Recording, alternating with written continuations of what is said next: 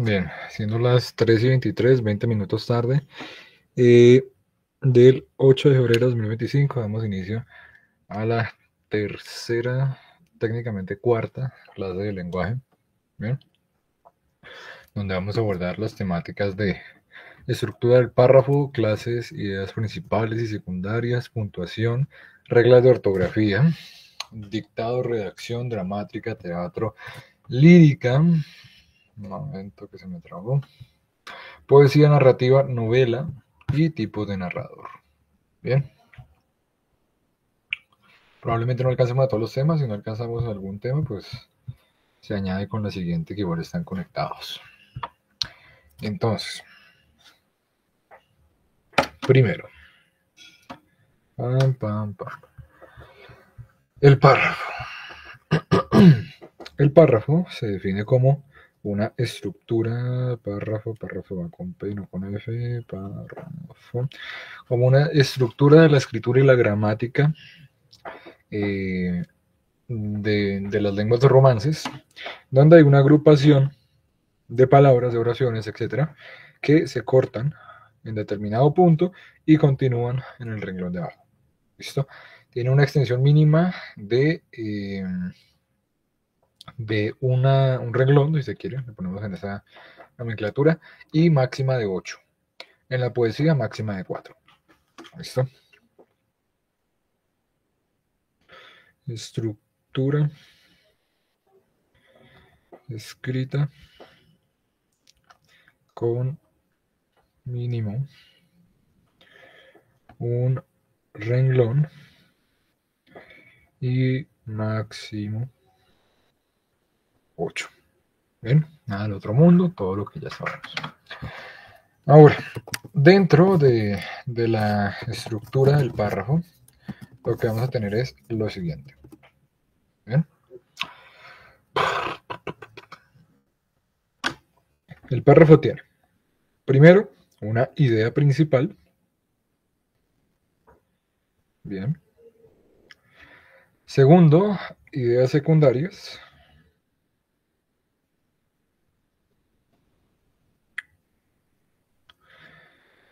Y tercero, y es opcional, por eso lo pongo así, un refuerzo a la idea. ¿Listo? ¿Por qué sirve estudiar los párrafos en una clase determinada? Si podríamos estudiar otros temas antes. Porque resulta que el estudio por párrafos tiene una ventaja muy grande. Y es que cada párrafo tiene una idea diferente. Bien. Entonces, mientras en un párrafo podríamos estar hablando sobre el romanticismo, por ejemplo, en otro párrafo podríamos estar hablando acerca del idealismo y la relación que tienen entre ellos. Entonces, la relación que tienen entre ellos sería, por ejemplo, estas ideas secundarias. Lo importante es que cada párrafo mantiene esa estructura común. Un párrafo igual a una idea. ¿Listo? Un párrafo igual a una idea. Correcto. Entonces, idea principal. Hasta ahí ninguna duda, ¿no?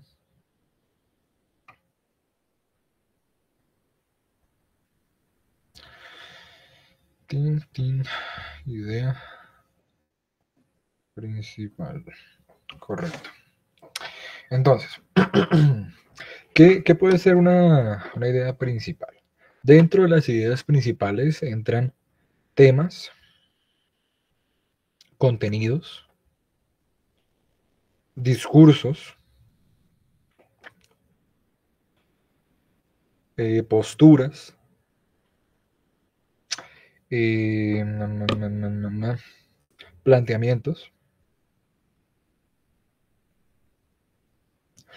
y ya, limitémoslo a esos. Por ejemplo, una idea principal de un párrafo puede ser el tema color rojo, o puede ser un contenido, como si el título principal fuera el color rojo, entonces contenido, los matices del color rojo. Es una idea principal en un párrafo. Discursos, ideas políticas, puntos de vista, y ahí se relaciona con las posturas. Planteamientos sobre la vida social, sobre la vida personal, y ahí se relacionan los planteamientos. Bien, esos son los pilares para poder tener un párrafo. Cada párrafo tiene que tener una idea principal. Si hay un párrafo que parece que tiene dos ideas principales, hay una más importante y la otra es una secundaria porque va muy relacionada. ¿Listo? Entonces, vamos a ponerlo acá. Cambiamos y decimos idea secundaria. Bien, secundaria. Aquí pueden estar las ideas secundarias en apoyo, o sea, apoyando la idea principal, en contra también para, si, por ejemplo, ¿cómo estarían en contra? Si es un texto a favor del rojo, pues entonces uno tiene que poner las posturas en contra, porque el azul es mejor, y luego debatirlas, como no, es mejor el rojo por tal razón, lo anterior no importa. Bien. Eh, También pueden estar ideas secundarias, perdón, eh, que extiendan información. Hay algunas, y esas son las más importantes que tengan en cuenta, que difunden no difunden, difuminan, sería la palabra. Difuminan información. O sea, hay información inútil en las ideas secundarias.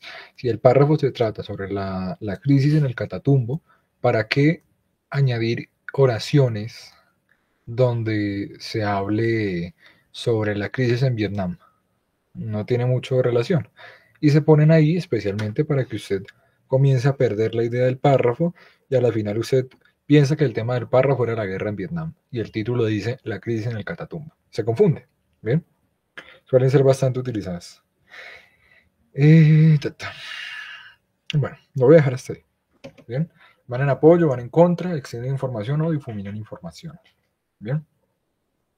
Normalmente en los exámenes, o sea, es casi nula la ocasión, pero puede pasar que metan ideas verdaderas, ¿sí? Ese es el problema con análisis textual, tanto en ICFES como en el de la Nacional. Se meten ideas que son verdaderas, pero no tienen nada que ver. Y a eso lo voy a poner acá en un apartado aparte. Pim, pam. Eso lo voy a poner acá. Ideas no relacionadas. Y hay que tener cuidado con esas ideas no relacionadas. ¿Por qué? Porque lo hacen usted olvidarse de, de lo que trata el texto o el párrafo. ¿Listo? Por ejemplo, si el texto trata sobre la crisis en Corea, ¿para qué meten un texto hablando sobre la Revolución Francesa, unas oraciones sobre eso? Que son verdaderas, ojo, pues, porque dicen, no, la Revolución Francesa fue un suceso que tal y tal cosa, y entonces en Corea pasa tal cosa. No tiene nada que ver. Es verdadero ambas afirmaciones, ¿sí? Son verdaderas, es importante eso. Los textos que le van a poner tienen información verdadera, a menos que en la pregunta diga busque una oración falsa. De resto, usted cuando lea un texto, todo es verdadero. ¿Listo? Verdadero. Esto ya se llama psiconometría. ¿Listo? O psicometría, como lo prefiera. Eh, que es como se hacen los tests. ¿Listo? Básicamente es cómo hacerlo perder a usted, dónde está su concentración y dónde la perdemos. Si todo es verdadero, usted ya tiene la mitad. El problema es que no todo es útil. Bien, voy a tratar de ponerles un texto que tengan ideas como esas en el taller de esta semana, que pues me tocaría enviarlo mañana por la noche porque hoy fue día de clases. Entonces, todo es verdadero, partimos de esa afirmación.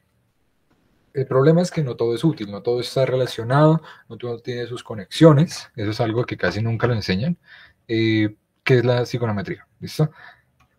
Puede perfectamente, incluso, eh, y este es otro elemento todavía peor, y lo voy a poner con un asterisco, puede incluso que falten palabras, ¿bien? Ya aquí entramos en la interpretación de textos, ¿bien? Pueden faltar cosas.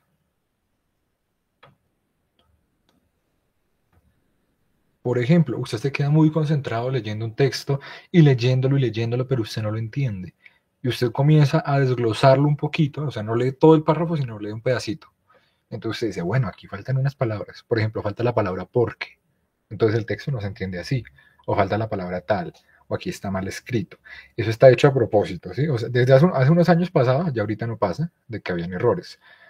Pero actualmente, si ustedes encuentran que algo está mal escrito o es demasiado difícil de entender a pesar de que son palabras muy simples, es que está mal conjugado, se conjuga mal a propósito. ¿Por qué? La información sigue siendo verdadera, o sea, yo puedo decirle, el perro que vuela es azul, y eso es verdadero, ¿sí? O sea, digamos que fuera así, el perro que vuela es azul, pero si yo lo escribo, el que vuela perro es azul, usted como que se queda pensando, demora más tiempo, su mente se va perdiendo, se va poniendo más a pensar como se está diciendo lo verdadero. Y eso pasa muchas veces en los textos que tienen esos exámenes. ¿Bien? Faltan cosas o se ponen mal, que es otro elemento, se ponen sin orden. ¿Por qué? Porque se hace a propósito, para que usted vaya perdiendo actividad mental, porque se estresa pensando en que está mal escrito o pensando que usted es supremamente bruto, bruta y no está entendiendo. Pero hay veces, casi en todos los exámenes, pasa por lo menos en una pregunta, donde está mal escrito, a propósito. Bien. Entonces, cosa importante a recalcar de acá, para todo esto, aprenda a filtrar información. Bien. ¿Cómo se hace eso? Usted tiene un texto de 8 párrafos y el tema principal es la limpieza dental. Bien, hay un apartado de un pedacito, aunque sea uno, que no habla sobre la limpieza dental, que habla sobre la limpieza nasal, que se relaciona por no sé qué, no sé qué, no sé qué. Es correcto, pero ¿es útil? Ese es el problema. ¿Listo? Entonces, aprenda a filtrar información. El título es su mejor amigo. ¿Listo? El título es lo único que usted tiene para saber qué juzgar. ¿Bien? Y esto no tiene que ver con el tema, pero le estoy dando las herramientas acá relacionadas con el párrafo. Si el título habla sobre la limpieza dental en Colombia, no le sirve para nada saber la limpieza nasal. ¿Bien? Y hay otro elemento que también juega a su favor, aunque usted no lo crea, que son las preguntas. Decía un profesor de la Universidad Distrital de la licenciatura en lengua castellana, muy famoso. Eh, a un texto no se le juzga por lo que dice, sino por lo que se le pregunta. Bien. Entonces, una sugerencia es que usted no comience a leer el tema. ¿Listo? Comience a leer las preguntas, no las respuestas, las preguntas nada más, y el título. Son las únicas dos cosas que usted tiene por seguro. ¿Por qué? Porque el título le dice el tema, entonces usted ya puede guiarse de ahí en adelante. Limpieza dental, ¿para qué me sirve la limpieza nasal? ¿Listo? Eh, Ahora, las preguntas, para ahorrarle tiempo. Si las preguntas son, ¿cómo se llamaba el personaje principal? ¿Cuál es el propósito del texto? ¿Y qué pensaba el autor o para qué lo escribió? Pues usted para qué se pone a buscar los subtemas principales, que si la estructura del texto, que si no, pues vaya lo que necesita. Esto, o sea, sí o sí, para que lo tengan en cuenta, ustedes no se van a poder ahorrar la pérdida de tiempo, porque está diseñado para que todos pierdan tiempo. ¿Listo? Esto de perder tiempo usted no se lo puede ahorrar. Lo que usted se puede ahorrar de tiempo, o sea, pierde tiempo ahí, pero se lo puede ganar buscando lo que necesita. ¿Listo? No buscando cualquier cosa, interpretando, volviendo a leer, porque no tiene tiempo. ¿Listo? Y por eso es importante estudiar los párrafos, porque nos pueden dar esas ideas muy importantes. Les recomiendo buscar más, o si quieren podríamos al final del curso hacer una sesión de psiconometría. Uy, aunque creo que aquí es psiconometría o psicometría, creo que es psicometría. ¿Listo? Que es cómo se diseñan los test. Bien. Ahora, después de hablar de lo que compone un párrafo, vamos a analizar un párrafo. ¿Listo? Vamos solo con esas ideas hasta el momento. ¿Bien? Ya las vamos a expandir un poco más, vamos a hablar más. Vamos con las ideas que tenemos ahí. Por ejemplo, hay otro silenciador de la moralidad, la multitud. Se ha señalado que la gente que se encuentra apretujada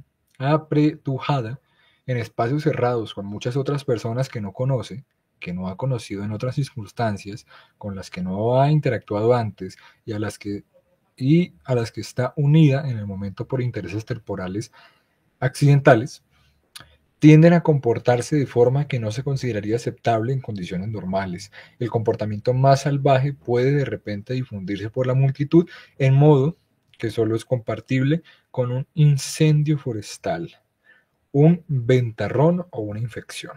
Vamos a dejarlo hasta ahí.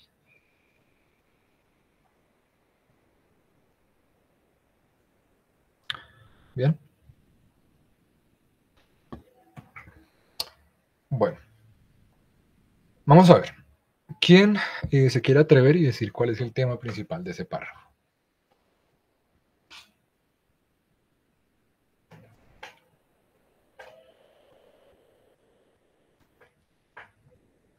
Bueno, a ver. Sería la moralidad, ¿no? La moralidad. Pero solo eso, o sea, usted le gustaría resumir todo el tema del párrafo en una sola palabra o quisiera más bien una pequeña oración. ¿O Bueno, cómo? profe, entonces déjeme, porque no, no entendí. Vale. Pero déjeme volver a No, crearlo. pues igual no está mal. O sea, se puede decir, el tema del párrafo es la moralidad, pero también es completamente válido eso, o también puede decir, la moralidad es multitud, por ejemplo. Es válido cualquiera de las dos. Mientras no sea un párrafo tan largo como este, pues, o sea, el tema principal se puede resumir a 3 palabritas, 5, no a otro párrafo. ¿Listo? Dígame, Jennifer. Yo diría que es el comportamiento de una persona en espacios cerrados o entre la multitud. Creo que espacios cerrados y multitud van diferentes. No es lo mismo estar en un espacio cerrado solo que encerrado en una multitud. Ok, entonces sería nomás entre la multitud. Ok. Podría ser algo como los intereses. Podría, es que sería algo así. Mm, Hmm, ok. Entonces, podemos hacer eso de lo principal a lo secundario o de lo secundario a lo principal. ¿Listo? Si quieren lo hacemos así. ¿Cuáles son las ideas secundarias? Normalmente siempre hay por lo menos una. ¿Listo? Es lo mínimo que hay. Hay un tema principal y una idea secundaria o más.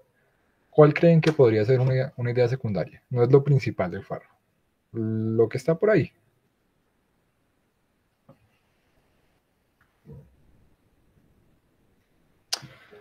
O sea que como no se conoce con nadie, uno se puede comportar distinto a lo que haría normalmente.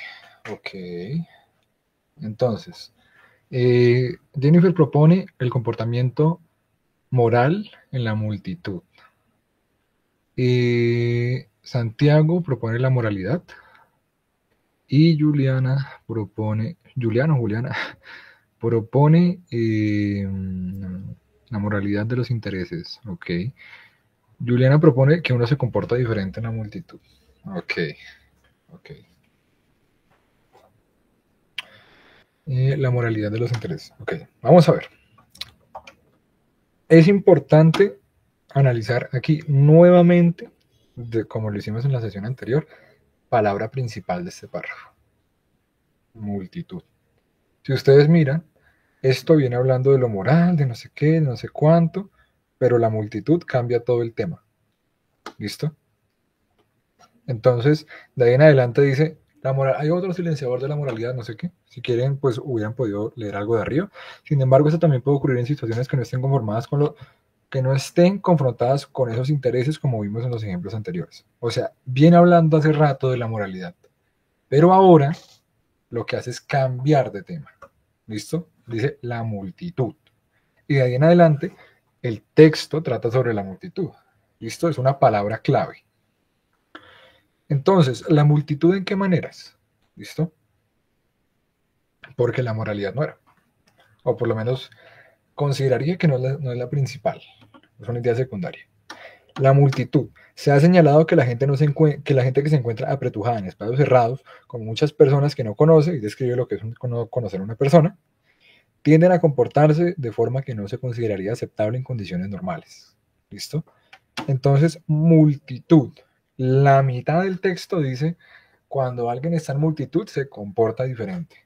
Entonces, el tema sería el comportamiento en multitud. ¿Listo?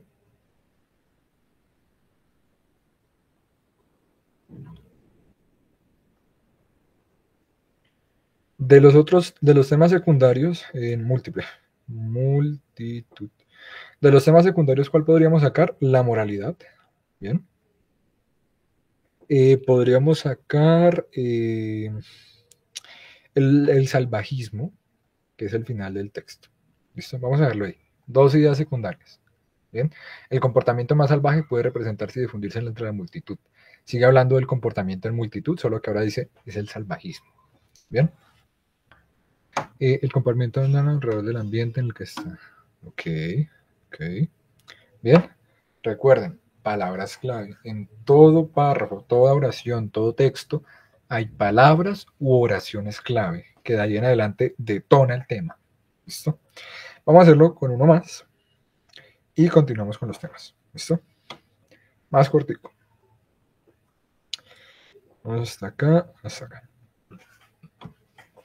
En el universo de las obligaciones morales, no se puede incluir a todos los miembros de la especie humana.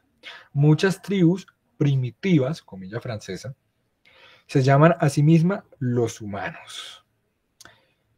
La concomitante negación al aceptar la humanidad de las tribus extrañas y sus miembros subyace en las sociedades esclavistas, donde a los esclavos se les asigna el estatus de herramientas parlantes, considerando que solo a la luz de la utilidad, solo a la luz de su utilidad para la tarea encomendada. Bien, este tiene, yo creo que una palabra que probablemente la mayoría no conozca, y es concomitante. Bien. ¿Cuál piensan que es el tema de ese párrafo? La idea principal.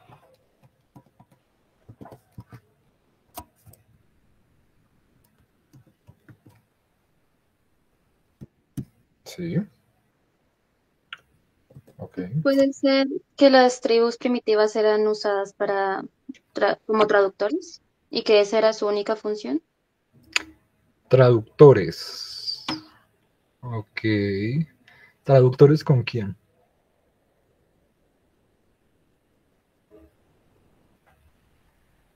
No sé. O sea, la idea de un traductor es ya leo lo que dijo Juliana, tranquila. La idea de un traductor es que comunique dos idiomas diferentes. Si la misma tribu se está traduciendo a sí misma. No. Pero, o sea, hablo por el término herramientas parlantes. Ok. Y No, pues, no necesariamente tiene que ser un traductor, o sea, una herramienta también es un martillo. ¿pero parlante? Porque habla, ¿no? Es una persona. Mira lo que dice después. Considerados solo a la luz de la utilidad de su tarea encomendada. Nadie está diciendo que son necesariamente traductores. Pero Dice que podrían. también, pero no todos. O sea, una persona, como la India Catalina, acá en Colombia, básicamente, esclavizó a su propia gente porque se le enseñó español y al mismo tiempo su lengua indígena. Pero pues no tendría mucho sentido que todos los indígenas fueran traductores de sí mismos, ¿no?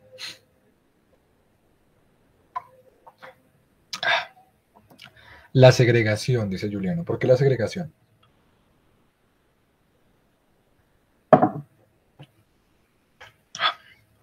Entonces, les aclaro de una vez, concomitante significa que trabaja conjunto con. ¿Listo? O sea, que apoya, que actúa al mismo tiempo. La actuación al mismo tiempo, ¿listo? O sea, la simultánea negación a aceptar la humanidad de las tribus extrañas y sus miembros, eso es. Entre esclavos, porque están separados la gente, entre esclavos y los que esclavizan. Ok. Entonces, en el universo de las obligaciones morales no se puede incluir a todos los miembros de la especie humana. Muchas tribus primitivas se llaman a sí mismas los humanos. La simultánea negación a aceptar la humanidad de las tribus extrañas y sus miembros subyace en las sociedades esclavistas, donde a los esclavos se les asigna el estatus de herramientas parlantes, considerándolos solo a la luz de la utilidad de la tarea encomendada. Santiago Cardoso tiene algo que decir antes de comenzar a explicar. Profe, yo lo había pensado como las sociedades esclavistas niegan como la humanidad o niegan a los humanos. No sé. Algo así yo lo pensé. No necesariamente, o sea, niegan el término correcto viene de la filosofía latinoamericana y es niegan al otro. ¿Listo? O Ok, sea, sí, no, yo lo tomaba era más como por las comillas que decía que pues las mismas tribus se llaman a sí mismos pues humanos y que pues todos somos humanos, simplemente lo que hace de pronto una sociedad que hace a la otra es como rebajarla de pronto, sin embargo pues seguimos siendo iguales. Ok. Pero recuerden que eso es un libro de sociología. ¿Listo? Sociología europea, pero sociología. ¿Cuál es el problema? Que aquí dice tribus, y lo voy a poner entre las comillas normales, primitivas. No está diciendo tribus primitivas, está diciendo tribus primitivas. O sea, que unos consideran a los otros salvajes. ¿Bien? Entonces nosotros consideramos a los ecuatorianos salvajes y los ecuatorianos nos consideran a nosotros salvajes, primitivos. No necesariamente son indígenas, son primitivos. Y pues técnicamente somos una tribu grande, ¿no? Sigue siendo la misma idea de organización política. Ahora, yéndonos al apartado como tal, la mejor opción la tuvo Juliana. ¿Listo? La segregación. ¿Bien? En el universo de las obligaciones morales no se puede incluir a todos los miembros de la especie humana. ¿Listo? El autor está reconociendo, o sea, vamos pensando como el autor. Primero el autor reconoce que todos son humanos, sea por cual sea la razón, pero todos son humanos. ¿Bien? Pero cuando hablamos de obligaciones morales, no podemos incluir a todos los humanos. ¿Por qué? Porque si bien tengo la obligación moral de añadir a todos los humanos en la categoría de humanos, resulta que también tengo una obligación económica. O sea, necesito esclavos. Necesito a alguien inferior que me trabaje por pensar que es inferior y por pensar que yo soy superior. Esclavos y esclavistas. ¿Bien? No se puede incluir a todos los miembros de la especie humana. Muchas tribus primitivas se llaman a sí mismos los humanos. ¿Bien? La simultánea negación a aceptar la humanidad de las tribus extrañas, ahí ya no dice primitivas, dice del otro, y sus miembros subyacen las sociedades esclavistas, donde a los esclavos se les niega el estatus, donde a los esclavos se les asigna el estatus de herramientas parlantes. ¿Bien? Tengo una obligación moral, pero tengo una obligación económica, considerándolo solo a la luz de la utilidad de la tarea encomendada. Bien, ¿cuál sería el tema principal de este? La segregación. ¿Listo? Ahí está bien Juliana. Ay, Dios mío.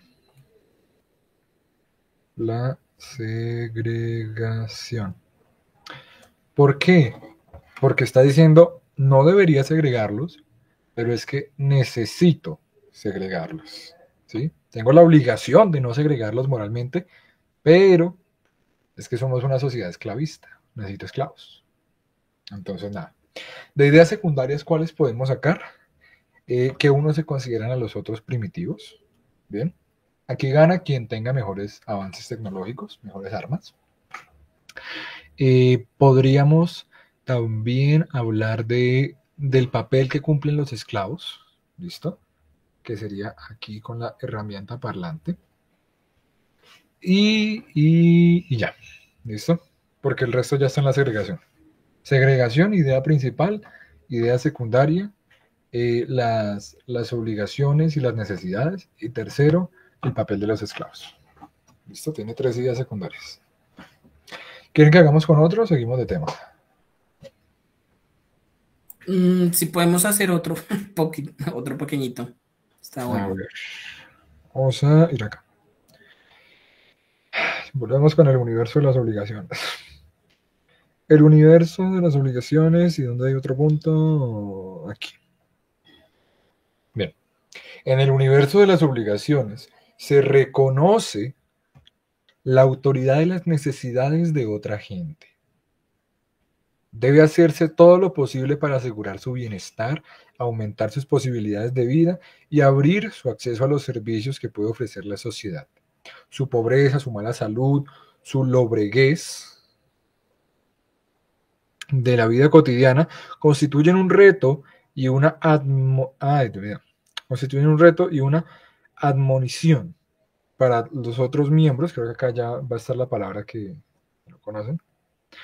La admonición para los otros miembros del mismo universo de obligaciones. Frente a tal reto, nos sentimos obligados a excusarnos, a proporcionar una explicación convincente de por qué se ha hecho tan poco para aliviar la suerte y por qué no se puede hacer mucho más. También nos sentimos obligados a probar que se ha hecho todo lo posible, que se ha hecho todo lo posible que podía hacerse. Bien. ¿Cuál creen que sea el tema de ese texto?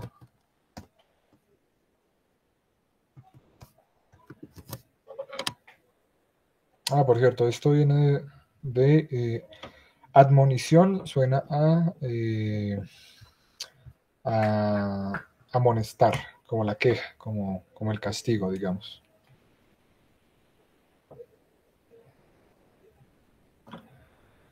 Obligación de la segregación. Ok.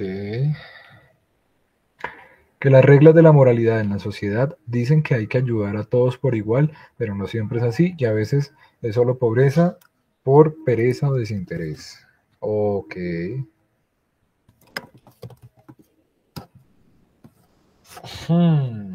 Jennifer, ¿tiene alguna idea? Pienso que el universo de las obligaciones es como un título para el Estado que se preocupa por, por asegurar el bienestar, y también tiene el Estado la obligación ¿cómo se diría? De satisfacer a las necesidades de las personas con poca suerte, pero que se justifica. O sea, siento que habla acerca del Estado y Okay. y de su universo de obligaciones, y que o- unas las pone por encima de otras. Ok. ¿Y qué es el Estado? El, Como el conjunto de toda una sociedad, podría decirse. O sea, usted es parte del Estado, yo soy parte del Estado, el presidente es parte del Estado. O sea, es como lo que pasamos por alto, y si lo ponemos dentro de los temas, de los textos o de los subtemas de la moralidad, podría decirse que es como una doble moralidad del universo de las obligaciones. Ok.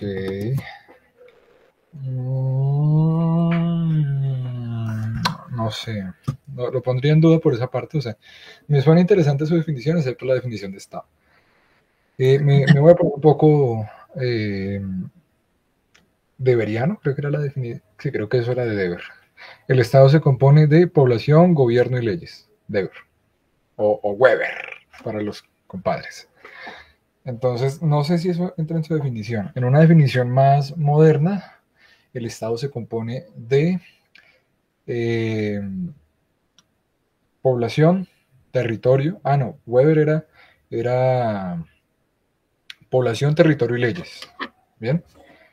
En una definición más moderna estaría población, gobierno, territorio, leyes, administración y recursos. En una definición más moderna. Pero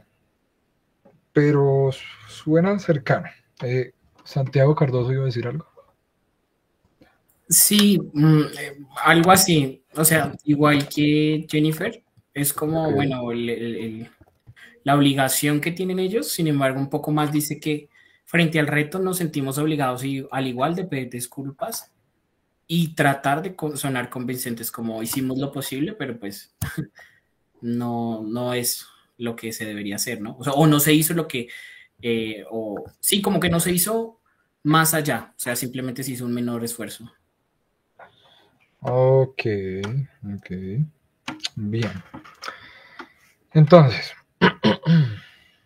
Juliana tiene algo más que decir.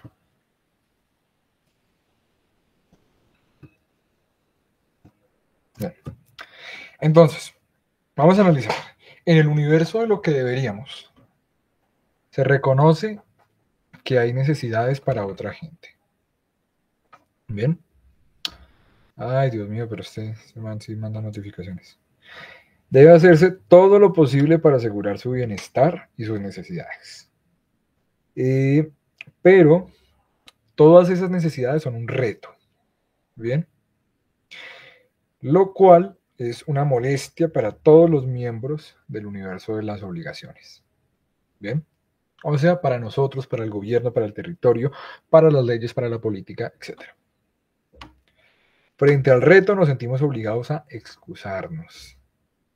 O sea, como es un reto tan grande, deberíamos, ojo, es importante, ese es el detonante de toda la oración.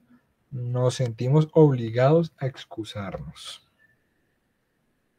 Bien, porque eso nos enseña que el texto nos dice, nos excusamos no porque queremos, sino porque es un reto tan grande que simplemente nos rendimos ante el reto.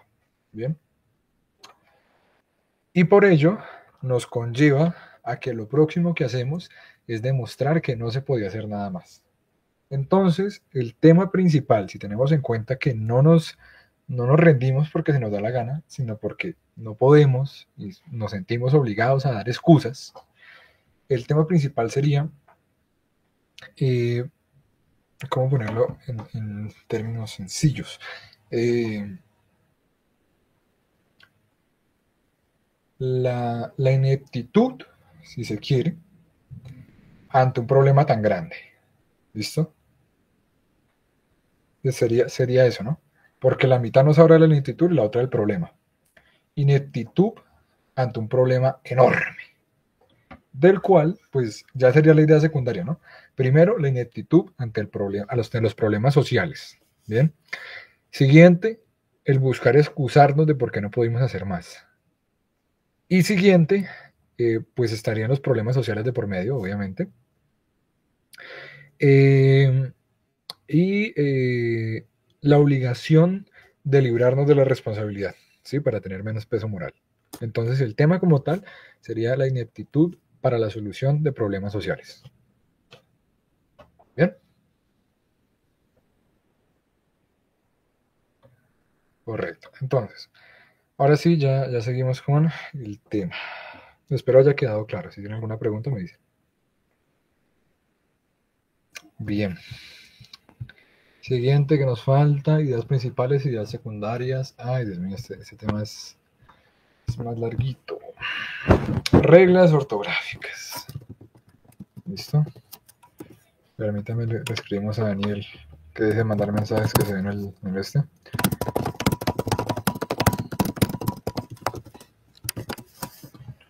Ya. Entonces, reglas ortográficas. Va a estar tantico largo.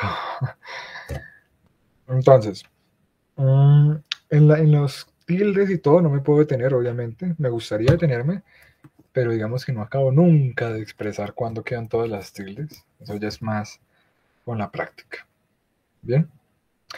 De lo que sí es estas. Busco la palabra puntuación entre los apuntes. Aquí. Correcto. Vamos a mencionar las reglas de puntuación más importantes. Entonces, reglas de puntuación. ¿Bien? Entre las reglas de puntuación, ¿qué tenemos? Tenemos, pues obviamente, el punto. Que el punto simplemente es para señalar el final de una oración. ¿Listo? Final de oración o frase o párrafo o texto. Nada del otro mundo. ¿Bien? La coma. Nos indica separar elementos de la oración. ¿Listo? Separar elementos. Esa definición de tomar pausas y todo en el texto realmente no es válida. Sirve para niños de primaria cuando se necesitaba tomar pausas en el texto para poder respirar, pero las comas no son para eso. ¿Listo? El punto y coma, que creo que es el elemento más importante de todos. Bien. Sirve para introducir, no, ese era el punto y punto, ¿verdad? Es para separar enunciados. ¿Listo? Separar enunciados y armar oraciones complejas.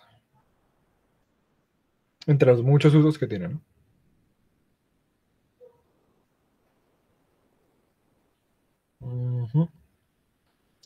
Esos puntos también suelen ser utilizados para joderles el examen.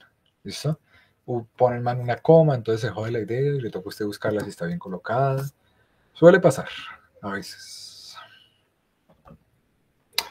2 puntos. Es para introducir citas. ¿Listo?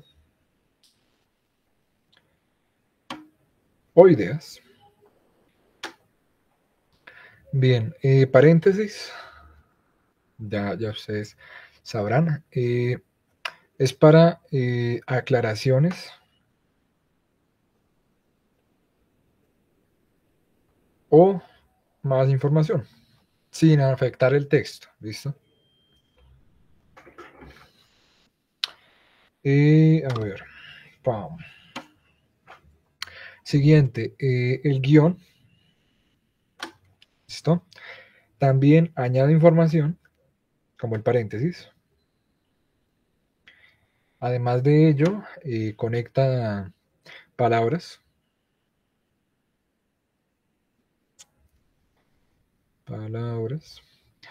Y indica algo, un diálogo.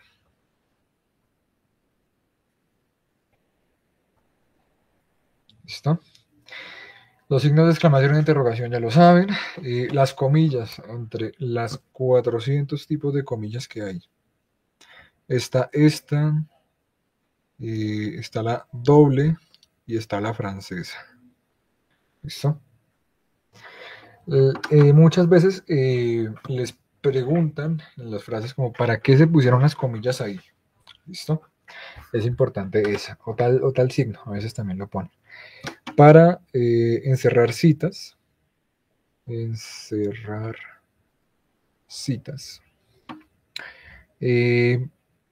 Para ironías. Y ya. ¿Listo? Son los 2 propósitos. ¿Qué más? ¿Qué más me falta?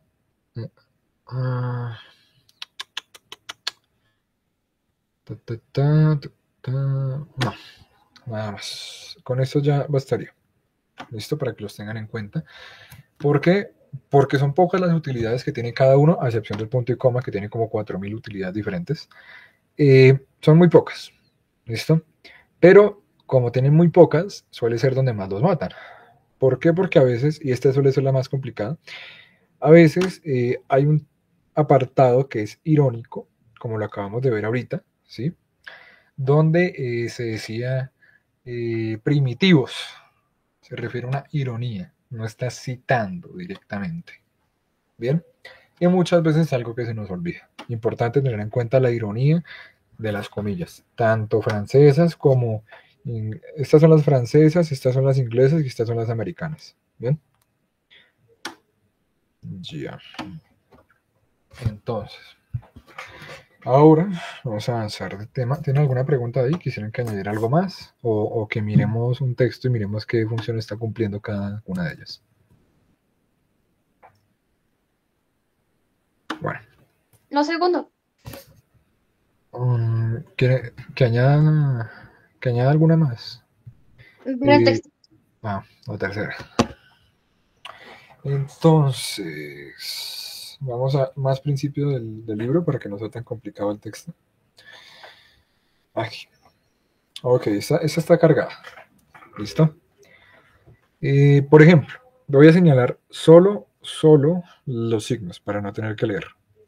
¿Qué función está cumpliendo aquí la coma?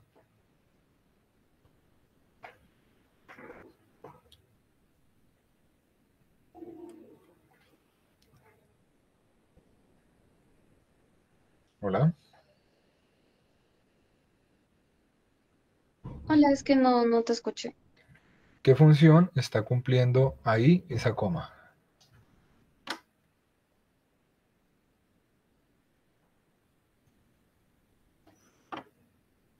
¿Me escucha? Hola, hola, hola. Sí, sí, profe, la escuchamos, pero nos esperen. Ya, bueno, las comas también tienen otra utilidad que es separar sujetos. ¿Listo? Ahí me está diciendo paramit o met, no sé cómo se le sabe, ¿no? Ese es el nombre o el apellido de una persona, lo está separando. Esta otra está diciendo acortar una idea, ¿listo? Ahí esas dos comas, o sea, esta coma tiene dos funciones. ¿Bien? Al mismo tiempo está separando un sujeto y al mismo tiempo está funcionando como un paréntesis. ¿Bien? ¿Quiénes somos? Para mí, incluso, si nosotros, la función bonita de los paréntesis es que nosotros podemos omitir lo que hay acá. Bien, imaginemos que esto no existiera por un momento. Para Meet, nuestros selbes, ¿sí ven? Sigue teniendo sentido. Si lo añado, tiene un poquito más de sentido. Bien, pero no es indispensable. Esa es la función del paréntesis. Agregar información, pero si lo omito, sigue siendo lo mismo. Esa es una buena herramienta para leer textos. Omitir cuando hay un paréntesis. Entonces, esta tiene la función de separar este y ser un paréntesis al mismo tiempo. Bien. Ahora, ¿a qué se refiere estas comillas francesas? Santiago. Para citar, Ok. ¿Cómo lo supo? pues no sé, selves, diría yo que es alguna palabra en algún otro idioma, no sé. Entonces queremos citar, Ok. no sé, eso. Ok, muy bien. Eh, creo que está en inglés, si no estoy mal. Selves, que significa yo mismo, no estoy mal. Eh, ¿Cómo identificar que está citando? Que es muy evidente. Si ven que esto está normal y esto está como volteadito, como hacia la derecha, que está como en cursiva, está citando una palabra. Si está en cursiva, es que es una palabra en otro idioma, correcto, porque está en cursiva. Pero como está aquí, está haciendo referencia a otro texto o a otro apartado de otro texto. ¿Listo? Entonces está en otro idioma y hace referencia a otro texto. Mire, y acá ya hace la corrección. ¿Qué función, Juliana, están cumpliendo estos paréntesis acá?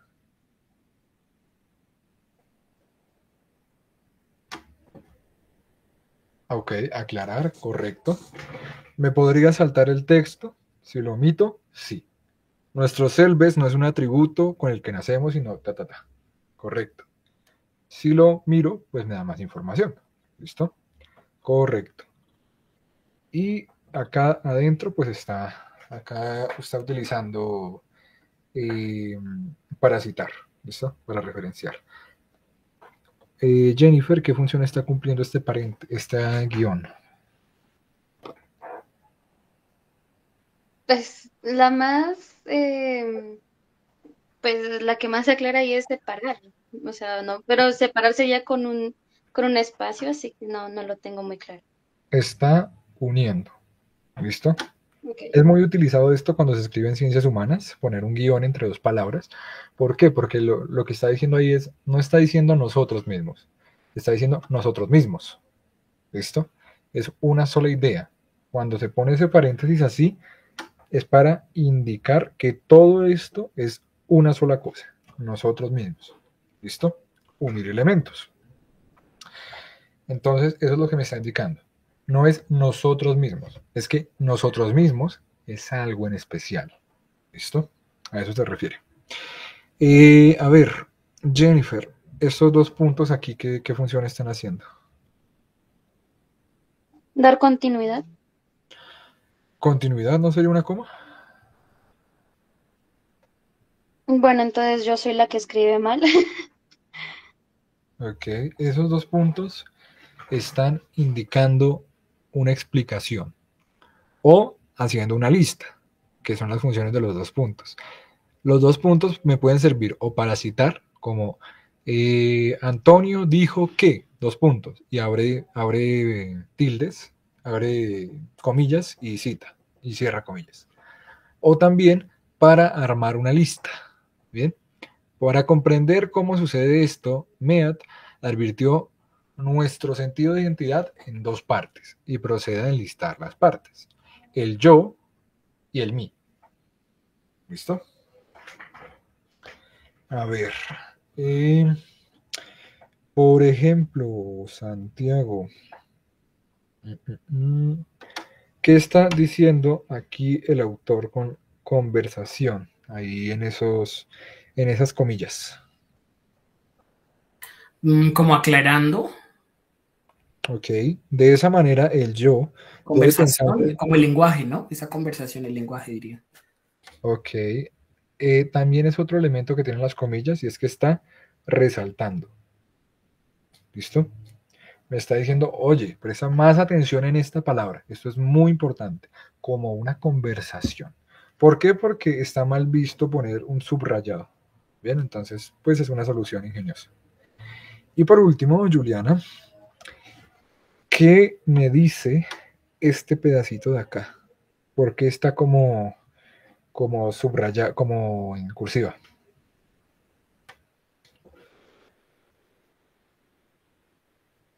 ¿Porque suena más elegante? No. No, no. Más técnico. No. No. Eso es una alternativa para poner las comillas. ¿Listo? O sea, si yo lo pusiera en texto normal y le pusiera las comillas, da lo mismo. ¿Por qué? Porque busca referenciarme que estadio preparatorio no es una cosa cualquiera. Estadio preparatorio es un tema muy importante del cual hablamos anteriormente. No es estadio preparatorio, es el estadio preparatorio. Es algo en específico.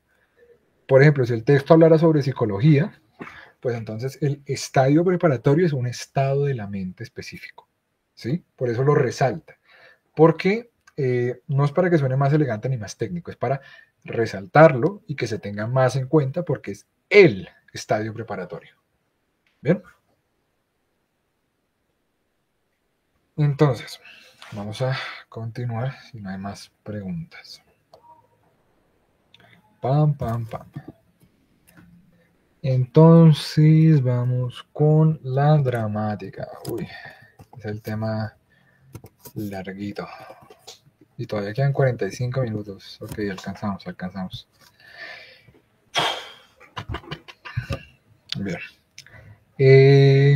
¿Dónde lo ponemos? Vamos a ponerlos en géneros. Ya luego le pongo el nombre porque no sé cuál sería el nombre más adecuado. Géneros gramaticales, tal vez.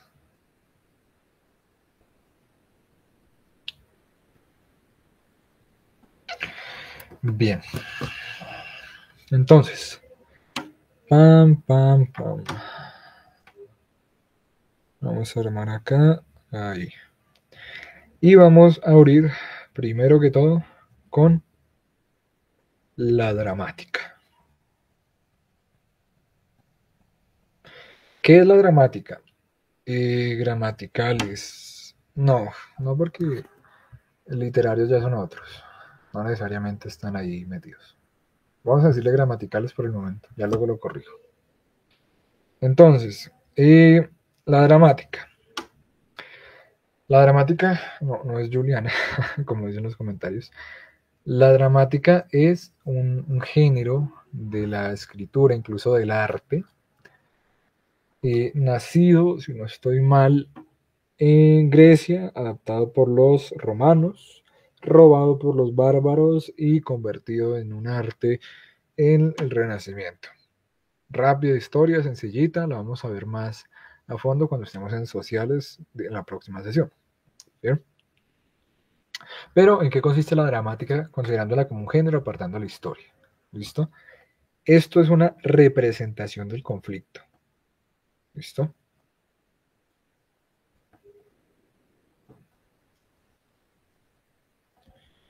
Por eso, cuando ustedes ven en sus plataformas, etcétera, o libros, que dice un libro dramático, es porque hay drama, es porque hay conflicto, es porque hay problemas de intereses, ¿no? La madre quiere que la hija estudie medicina, pero el padre quiere que estudie derecho, entonces ella escoge contaduría. Y ese es el drama, ¿no? Un poquito los shows televisivos. ¿Listo? Por eso se le conoce como dramático, porque hay un conflicto, porque, y lo más importante que suele haber en estos temas, ¿listo? Que puede llegar a identificar la dramática. Uy, ¿qué es esto? Ah, ay, papá, vean. Ahora tengo flechitas. Bueno, ¿qué puede llegar a identificar estos? Ah, es que aquí tengo. Ah, Claro, claro, por supuesto. Es que aquí hay un botoncito, aquí abajo, no sé si lo alcanzan a ver, aquí, que me permite hacer figuras. Ah, ay, papá. Siglo XXI. Claro, claro. Bueno. Ah, pero no me deja borrarlas. Ese sí es el problema. Pero de resto, bien. Momento. Ahí. Bien. Lo más importante de este género que es, primero, es realista. ¿Listo? Desde la estructuración teatral hasta la escrita y el actuado. ¿Listo? Es realista. Son conflictos que pueden pasar, ¿sí? Por ejemplo, el de la madre que quiere que estudie medicina, el padre de derecho, ella escoge su camino. ¿Qué será de esta historia? Yusuf, Elif, eso. ¿Bien? Aunque bueno, Elif no es muy real en Turquía. Si fuera en Latinoamérica, sí. Ese tipo de hechos, ¿listo? Pero hay un conflicto de intereses, hay un problema desde el inicio hasta el final que lo mantiene usted ahí, ¿listo? Y eso es lo que origina el chisme. Lo resalto así porque pues eso es, ¿sí? Como es realista, usted puede encontrar la dramática incluso en sus vecinos, ¿sí? Porque hay problemas de la vida real y eso disfruta porque usted se entretiene, que es el propósito de estos géneros, tanto el actuado como el escrito, darle chisme. Como el man del colchón, no tengo ni idea qué es eso, no lo he visto, no estoy actualizado, pero sí. Bueno, conflicto de intereses, personajes, muy importante, antes de que se me olvide. Tiene diálogo, ¿listo? Mucho diálogo, o sea, mucho. Todo se consiste en diálogo. Usted puede ver, por ejemplo, Elif podría ser considerado como una dramática. ¿Por qué? No la niña, la serie. ¿Por qué? Porque podía estar pasando absolutamente nada, o sea, ellos parados en la cocina hablando, pero el diálogo era interesantísimo, o sea, no, es que me robaron la camioneta y la niña y no sé qué, y ella iba más de tranquila sentada en la silla. Eso es importante. El chiste de la dramática es que no se trata necesariamente de lo que está pasando, sino de lo que se está diciendo. Hay cosas realistas que van al drama, que van al suspenso incluso. ¿Listo? Por eso lo voy a anotar acá. Suspenso. Bien. ¿Alguien me puede dar un ejemplo más de lo que puede ser la dramática?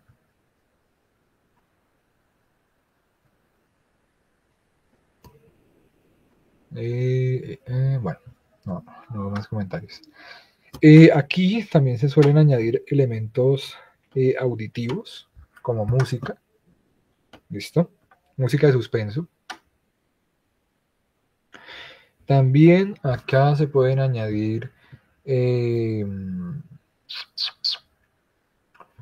a ver, ¿qué otro elemento podemos añadir importante? ¿Julián iba a escribir algo?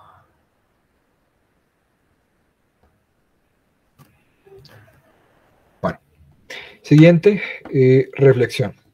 ¿Listo? Uy, ¿por qué se subió el lápiz? reflexión. ¿Por qué? Porque al final, usted viendo chisme, aprende a que no tiene que escoger al francés en Betty la Fea, por ejemplo. No tiene que escoger a Don Armando, tuvo que haber escogido al francés, hombre. Por ejemplo, ¿sí? O sea, son cosas de la vida real, a pesar de que suelen tener tantico de ficción, pero son cosas realistas, sociales. Incluso, por ejemplo, si Matador escribiera una revista criticando al gobierno de mi doctor Ducales, habría diálogo, habría suspenso, habría intriga, si se pudiera, pues música, y al final deja una reflexión. No votes por Ducales. ¿Bien? Eso es importante. Creo que este es de los más importantes. Bien. Y pues nada. Y si se puede, acá lo voy a añadir con la puesta en escena. Puede no estar pasando nada, pero las posiciones, las maneras de hablar, como, oh, ¿cómo es posible que me hagas esto? Eso es lo importante de la dramática. Que hay un diálogo. ¿Listo? Bien. Ahora, partes de la dramática. Es bastante sencillo, la verdad. Al igual que los narrativos, entran acá solo 3 elementos. ¿Listo? Ay, Dios mío. Elementos. Bien. Presentación, desarrollo, desenlace. Acá no tenemos nudo porque de por sí todo es un nudo. ¿Listo?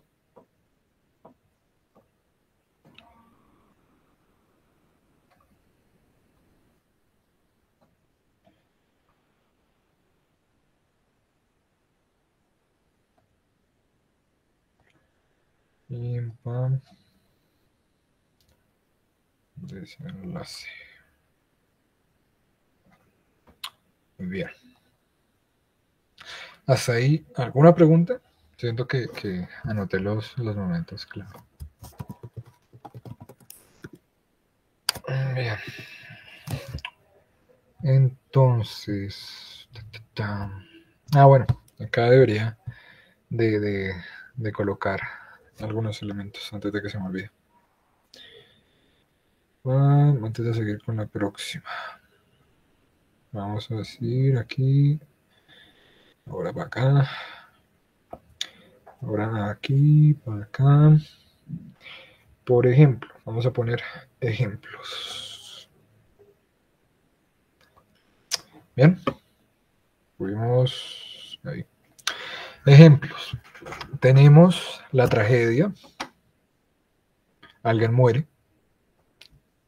Tenemos la comedia. No necesariamente tiene que hacer reír, sino que tiene que ser mínimo irónico. Y eso suele ser con solo situaciones de la vida real. ¿Listo? Situaciones sociales y políticas.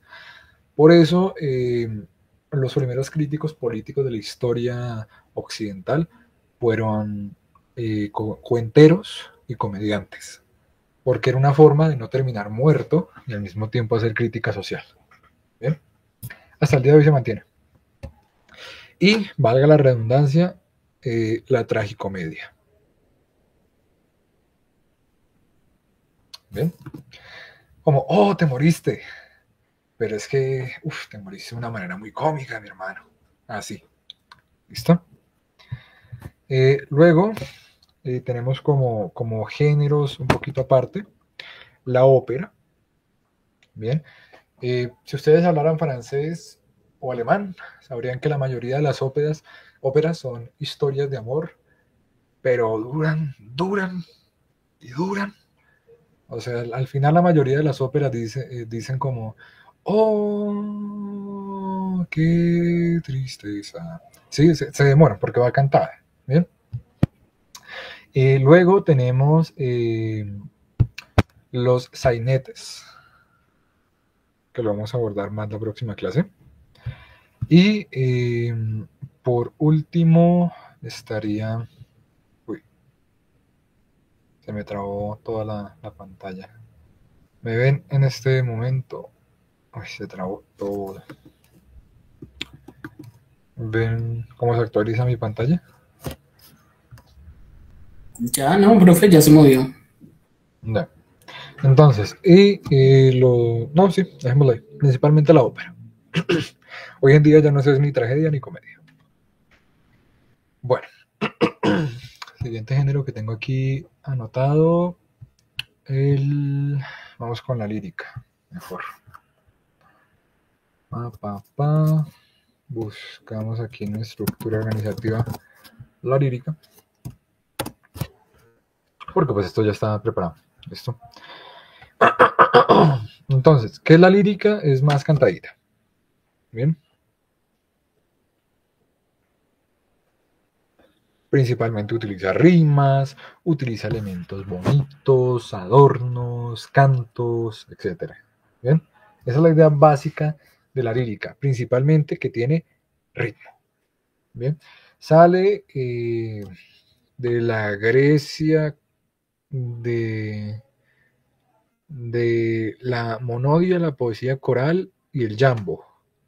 Termina en Roma, ya como lírica, en Roma imperial, y surge en el medioevo para que se llamaba la lírica exquisita y artificial, que era para la nobleza.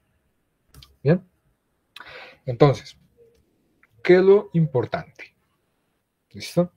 Lo importante es que son versos, uy, esa V está como rara, versos subjetivos. Bien, ¿a qué me refiero con eso?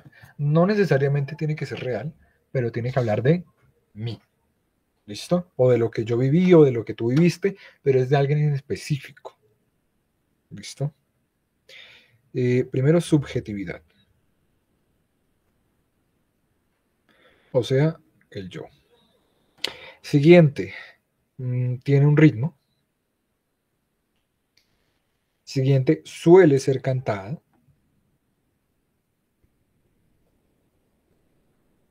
O por lo menos escritura para poder cantarse. Bien. Lo más importante, tiene versos. Uy. Bien. O prosa también, para la lírica poética. Bien. ¿Qué más? Tiene música, eso sí es obligatorio.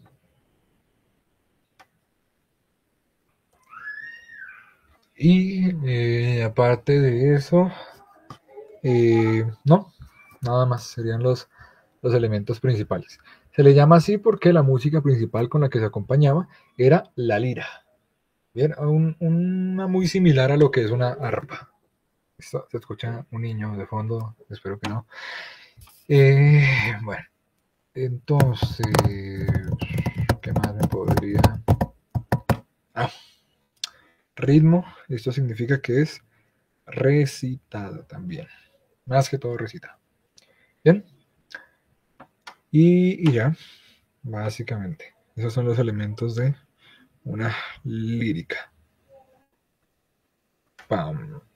Ahora, si lo partimos por acá, ponemos acá y le decimos, oye, vamos a poner ejemplos. Bien, un momento.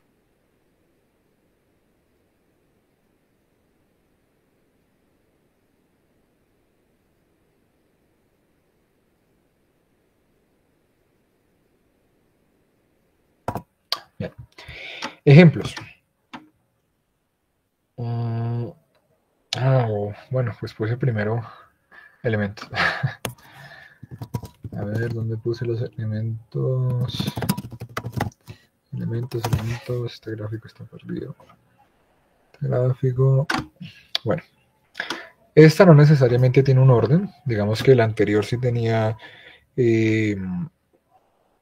pues una manera de irse. Pero esta en general es así perdida. Esto es como yo quiera, como yo lo quiera expresar, si yo quiero poner un problema, si solo quiero hablar directo del tema, como yo quiera. Primero tiene un ritmo, segundo tiene una rima, tercero tiene un verso o una estrofa,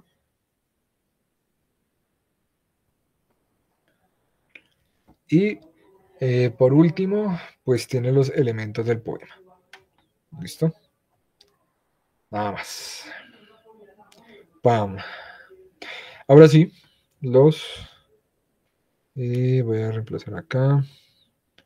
Ay, Dios mío. Vamos. Elementos. Ahora los ejemplos. Bien. Por ejemplo, tenemos aquí, vamos a ponerlo con este color, de las más clásicas, himnos. Oh, Gloria Inmarcesible es una lírica. De las siguientes, no tan clásicas, tenemos la Oda. Bien. Oda a la alegría, por ejemplo, que es más o menos un poema de una manera bonita que se recita de la escritura clásica romana. ¿Listo?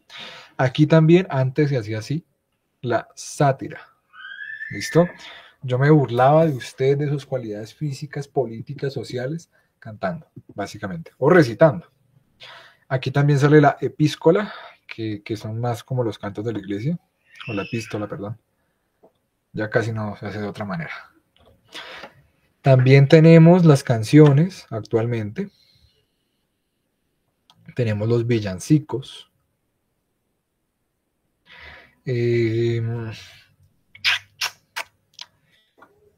¿Cuál otra? Bueno, las seguidillas. Bien, y las trovas. En el caso ya de América Latina. Todo eso cuenta como elementos de la lírica. Bien. ¿De ahí tienen alguna pregunta? ¿Paramos? ¿Continuamos? ¿Seguimos? Profe, ¿el epitafio en dónde entraría? ¿Dentro de la lírica o ya dentro de otro? ¿Epitafio en qué sentido? Sí, no, el epitafio, ese que se escribe como cuando uno muere o algo así.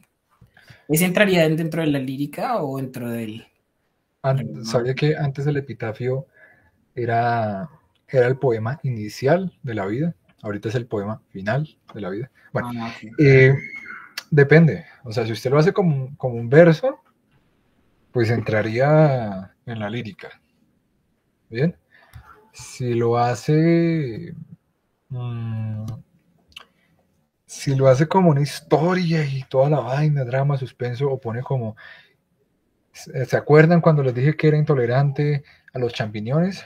¿Por qué compraron pizza hawaiana? O sea, usted da un suspenso, un drama, porque le toca averiguar qué es esa vaina. Entraría ahí, o sea, depende de la manera de escribirlo. También si lo escribe como contando un pequeño cuento, podría entrar en la narrativa. No sé, uy, es que lo pone complicado el epitafio. O sea, es dependiendo cómo uno lo haga, pero ya me quedo. Básicamente porque las palabras y las conjugaciones son las mismas. Dependiendo de la estructura y cómo las lea, cambia. ¿Listo? Bien, aunque igual, o sea, no creo que el epitafio entraría acá, porque digamos que en el epitafio también se incluye nombre, se incluye fechas y ya, no más. O sea, cierta parte del epitafio puede ser una cosa como la lírica, pero si añadimos el nombre y todo, yo diría que es más como un reporte. Como comentario final, autor, fechas, comentario final. Pero pues bueno. Bien, entonces, titita. Ahora le hacemos una... Ay, Dios mío, se me va la paleta. Le hacemos una línea por en medio. Y nos quedaría la narrativa. ¿Listo? Entonces, vamos a ponerla acá. La narrativa. Entonces, nos busca contar algo, básicamente. Eso ya lo sabemos de toda la vida. Bien.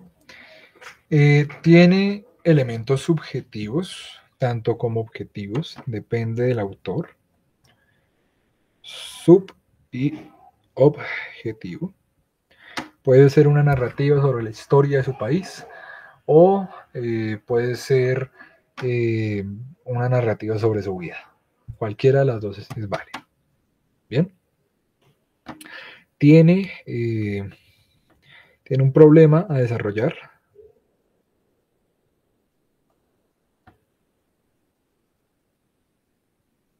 Bien. ¿Qué más? Cuenta con un narrador, eso es importante. Incluso, si nadie se lo narra, tiene una manera específica de leerlo. Entonces, usted sería el narrador. Ya lo vamos a ver, los tipos de narradores. ¿Qué otra cosa me faltaría?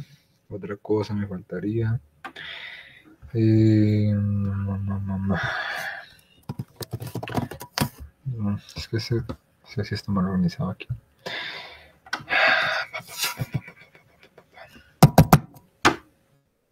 Bueno, aquí ya encontré donde puse el apunte. Tiene, además, personajes.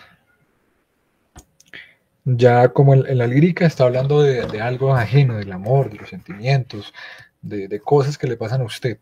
Pero aquí, pues ya está hablando claramente de alguien. Juanito. Bien.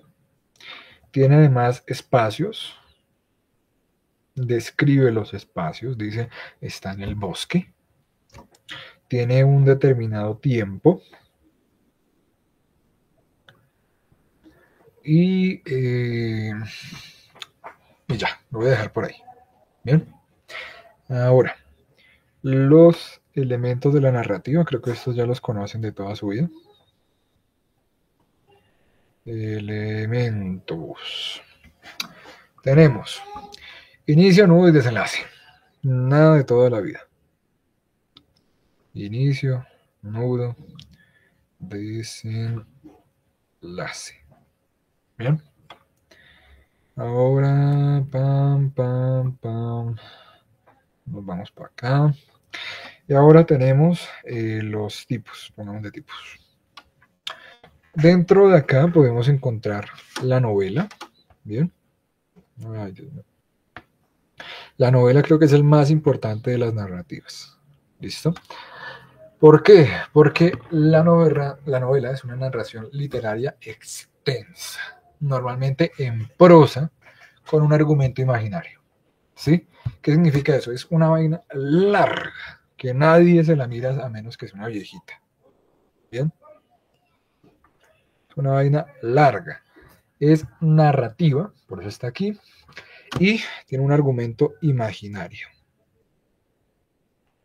Por ejemplo, una novela del boom latinoamericano podría hablarnos sobre la destrucción de un pueblo, por ejemplo, pero se pone a describir los elementos de tal cosa, los personajes, las escenas.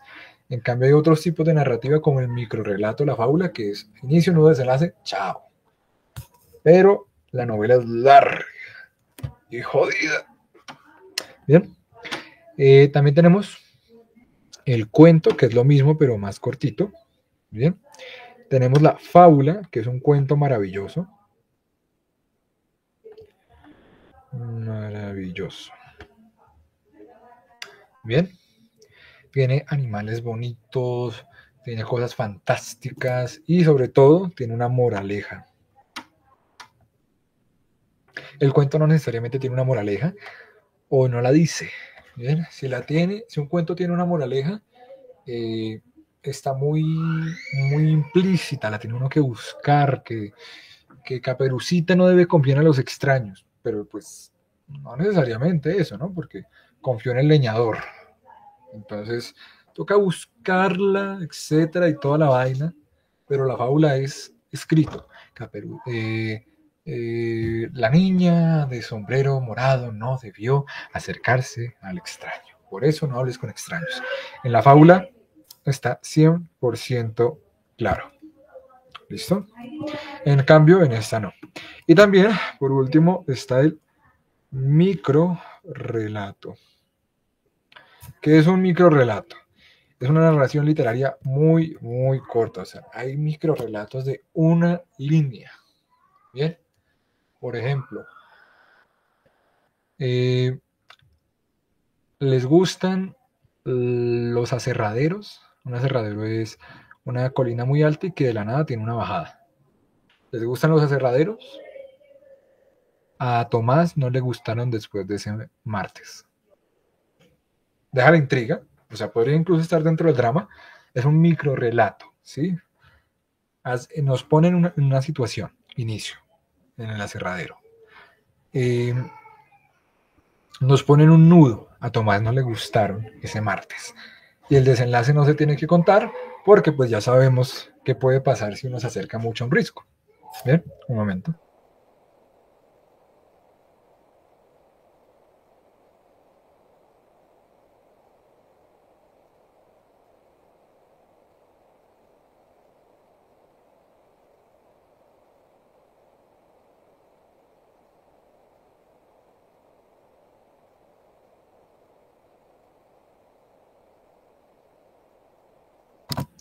Bien, entonces, eso es un micro relato, o sea, es un cuento cortito, de una, dos, tres, cuatro, cinco líneas, pero cortito.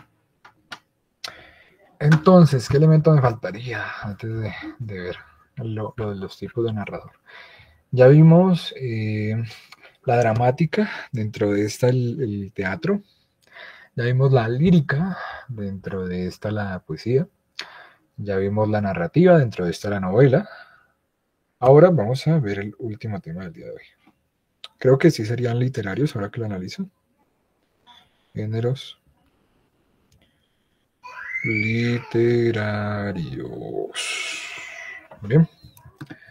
Ahora, cerrando el tema, nos queda el último elemento que se complementa con este, que son los tipos de narrador. ¿Alguien se acuerda? Uy, ustedes no creo que tengan la más mínima idea. ¿Alguien se acuerda de...? Es que me sonó así la voz. De El show de la Pantera Rosa. ¿No? Un show muy bonito de los 90s. Tipos de narrador. Bien. Bueno. Ay, se me volvió a trabar todo. Se me ve, no se me ve. Está, no está. ¿Se me ve la pantalla en este momento? Sí, profe, sí se ve. Ya, es que se me traba todo. Bien. Entonces, tipos de narrador. Tenemos de primera, vamos a clasificarlos así.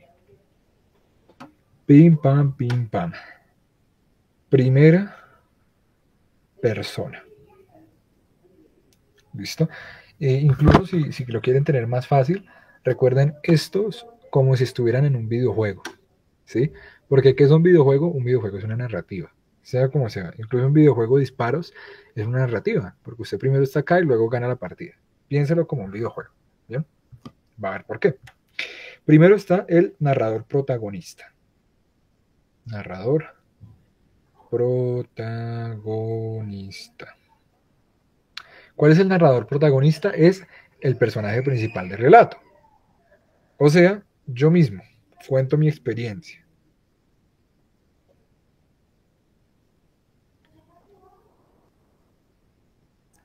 Bien. ¿Cómo sería esto en un videojuego? Es un shooter en primera persona, por ejemplo, para que lo vayan viendo así. Aparte, también tenemos el narrador interior, o si se quiere, de monólogo. ¿Por qué? Porque no busca transmitir una historia, ¿bien? Sino que me escribo para mí mismo, ¿bien? Me cuento a mí mismo. Por ejemplo, hay algunas escenas de Call of Duty, de los antiguos, donde en la cinemática estaba como el personaje así montado en un helicóptero y todo, y decía para sí mismo, o sea, ni siquiera abría la boca, se veía que no abría la boca, se narraba a sí mismo en su mente. En ese momento yo pensé que nunca iba a sobrevivir, no sabría lo que vendría para mi vida. Eso es un narrador de monólogo, me habla a mí mismo. ¿Bien? ¿Usted está leyendo o escuchando? Sí, pero el objetivo no es usted, sino yo mismo. Por eso es un monólogo. ¿Bien? Y también tenemos el narrador testigo. Aquí. ¿Bien? Un narrador testigo ofrece su punto de vista sobre los hechos ocurridos. ¿Bien? Pero el problema es que narra un relato de otros. ¿Bien? Narro sobre los otros. Por ejemplo, imagínese GTA, ¿sí? La vista de GTA, ¿cuál es? Un personaje, usted ve todo el cuerpo, pero usted está en tercera persona y un poquito elevado. Eso sería, ¿sí? Sería, por ejemplo, nunca pensé que Carlos pudiera hacerle eso a su esposa, pero cuando vi que levantó el cuchillo, ¿sí ve? Yo soy testigo, yo estaba en la escena. Quien narra está en la escena, está ahí presente, pero no es él quien hace las acciones. ¿Ven? Narrador presente. Bien, también tenemos el único, bueno, narrador en segunda persona. ¿Listo?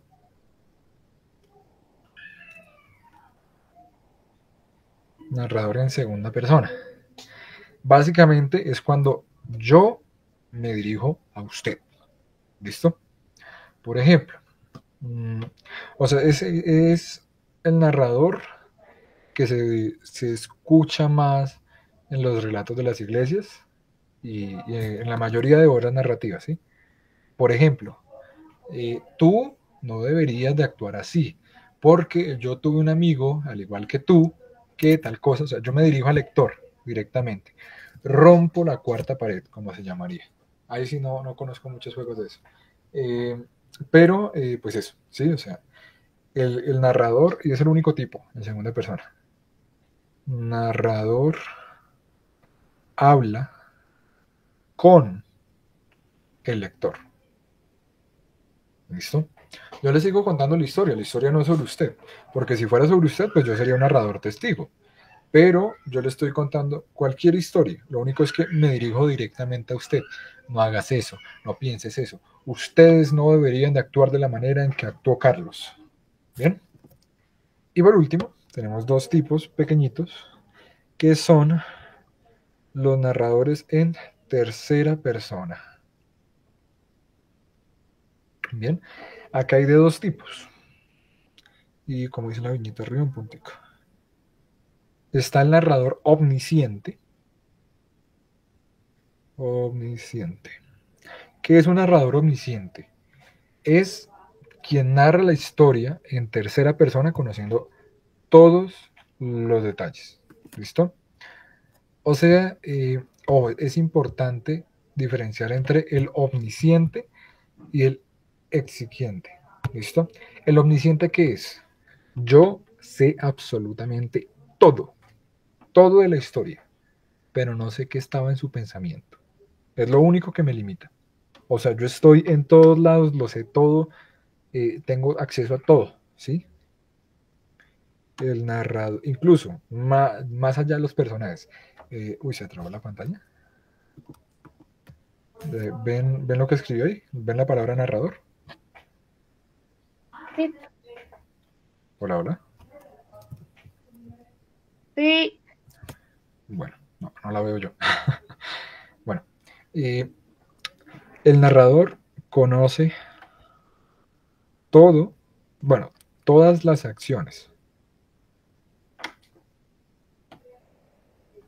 de todos. Por ejemplo, entonces en ese momento Carlos se fue a duchar, pero al mismo momento en la otra parte de la ciudad Batman estaba combatiendo el crimen. O sea, yo sé hasta el más mínimo detalle de Carlos, pero al mismo tiempo es el más mínimo detalle de Batman. Y aparte de estos, uy, Dios mío, es que yo miro la presentación y siento que se traba. Es...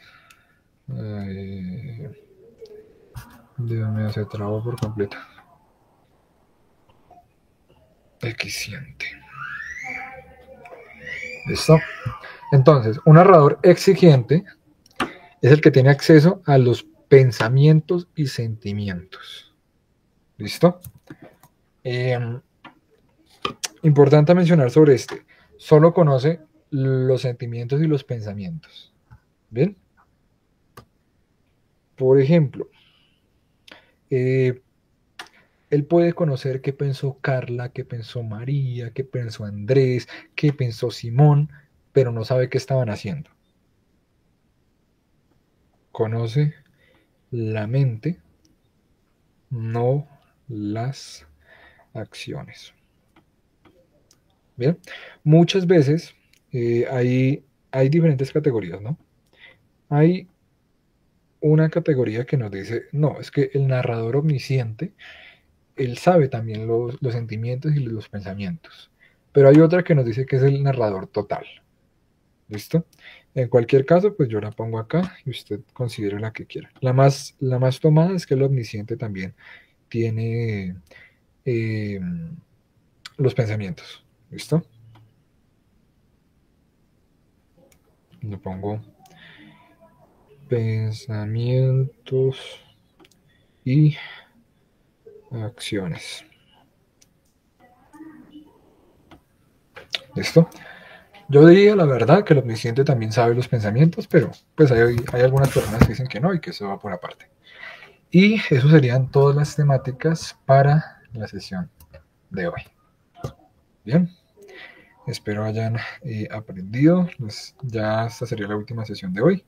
Entonces les estaré subiendo esta grabación exactamente, duró 2 horas, entonces 2 horas y media. Y pues ya, eso sería todo por la sesión de hoy. Espero hayan aprendido. Entonces que tengan muy buena tarde y nos veremos en la próxima clase. Uy, se emocionaron.